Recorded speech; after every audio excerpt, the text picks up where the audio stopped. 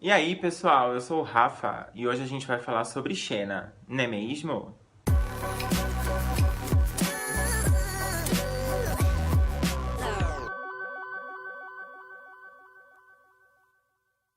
Poxa, sabe a Xena? A Xena, aquela autona, morena, sabe, do olho claro, amiga da Gabrielle, aquela que joga o chakra, aquela lá. Aquela princesa guerreira. Agora, dia 18 de junho, a Friend in Need, ou Um Amigo na Necessidade, completou 16 anos. E esse episódio é muito controverso no mundo Xenite, e hoje a gente vai discutir um pouquinho sobre ele. Queria dar só um avisinho de spoiler, tá bom? Pra quem ainda não assistiu os episódios, tomem cuidado com esse conteúdo, porque eu vou falar um pouquinho sobre os 2 episódios finais, tá certo? Vamos lá. Pois bem, gente, Xena foi uma série que começou em 1995 e terminou em 2001. Muita gente não gosta do final que a série teve, não concorda muito com o final da série, com o rumo que a série tomou nesses 2 episódios, que narra a história basicamente de uma personagem chamada Akemi, que é uma amiga do passado da Xena. A Akemi aparece pedindo a ajuda da Xena para lutar contra um grande mal, que mais tarde a gente fica sabendo que nada mais é do que o pai da Akemi, que virou um demônio e que se alimenta de almas de pessoas para ficar mais forte. Sabendo disso, Xena e Gabrielle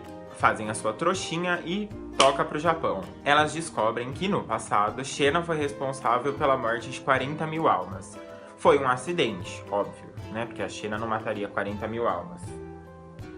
Eu acho. E basicamente esse é todo o arco que envolve a Friend in Need. Por que eu disse que é um episódio injustiçado? Porque no meio Xenite, muita gente não gosta desses 2 episódios. Justamente pelo final que ele teve e de como as coisas aconteceram. Eu particularmente também não gostava muito desses 2 episódios.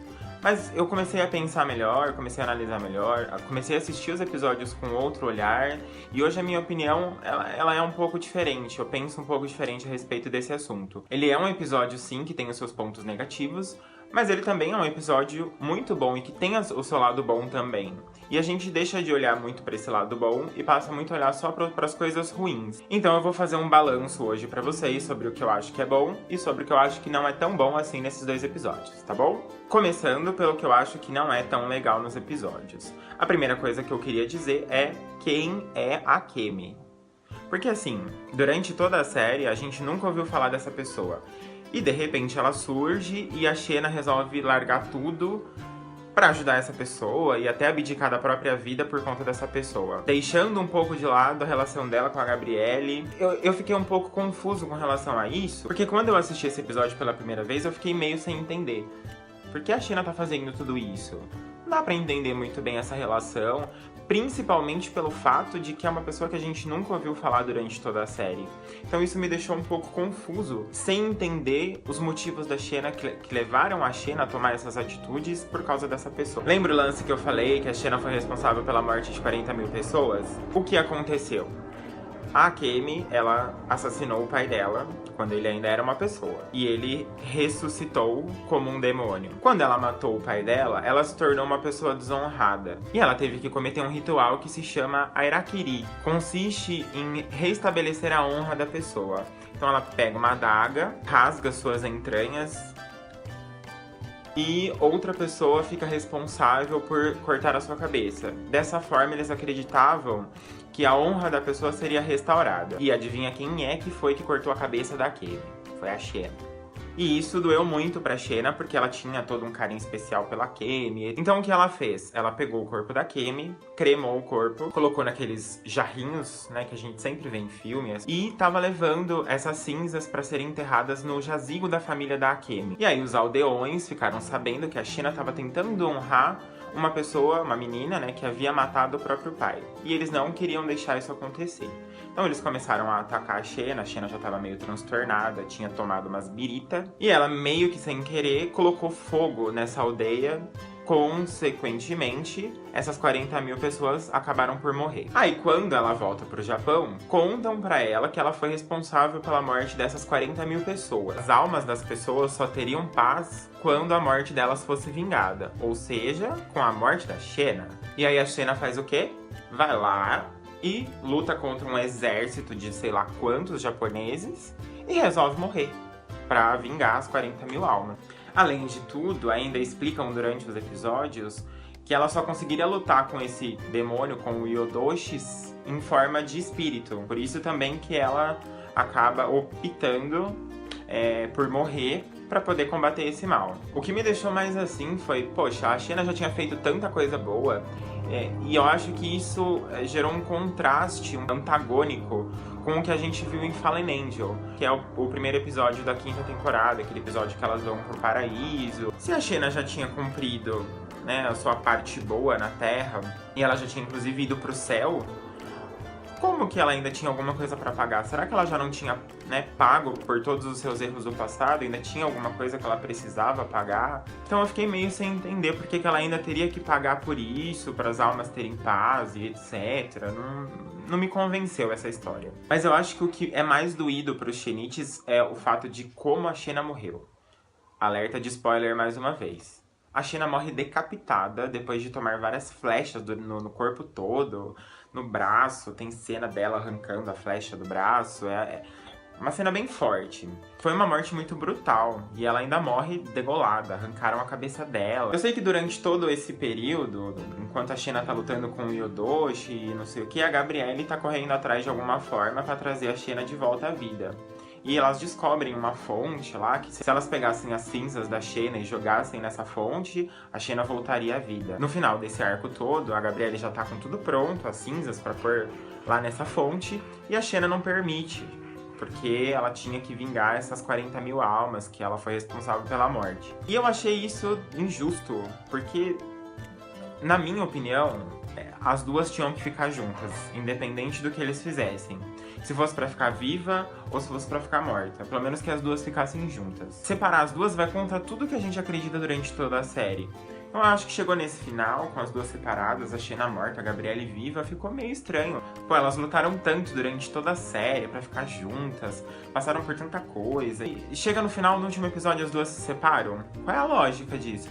Mas como eu disse, a Friend Need também tem o seu lado bom. A primeira delas é que eu acho que a história em si é muito interessante. A história é muito bacana, por trás de tudo isso tem o Yodoshi, que é um demônio que se alimenta de almas de homens. Tem a casa de Shala, que é onde a Akemi fica. Isso mostra muito histórias do passado da Xena, como ela começou a ter essa mudança de pensamento. Isso começou um pouco com a Akemi também. A gente vê isso, que foi com a Akemi que a sementinha ali foi plantada e que ela começou a ter um outro olhar do mundo. E aí também mostra as habilidades que a Gabrielle adquiriu durante toda a série. A Gabrielle realmente se firma como uma sucessora da Xena, com todas as habilidades, com tudo que ela aprendeu. Além de tudo isso, é um episódio que ele é muito bem produzido, eu acho. Esteticamente ele é muito bonito. A gente sabe que no começo de Xena não tinha um orçamento muito bom.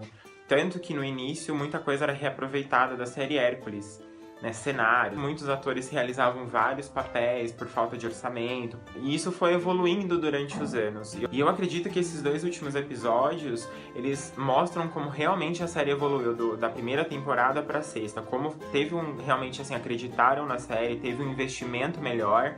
Porque o episódio é muito bonito, é muito bem feito, tem efeitos especiais bacanas. Tanto que na época da exibição original, lá em 2001, a Universal passava esses 2 episódios como se fosse um filme. Ela juntava os dois, passavam eles inteiros, e eles passavam isso como se fosse um filme. De tão bom que os episódios são, de tão bem produzidos.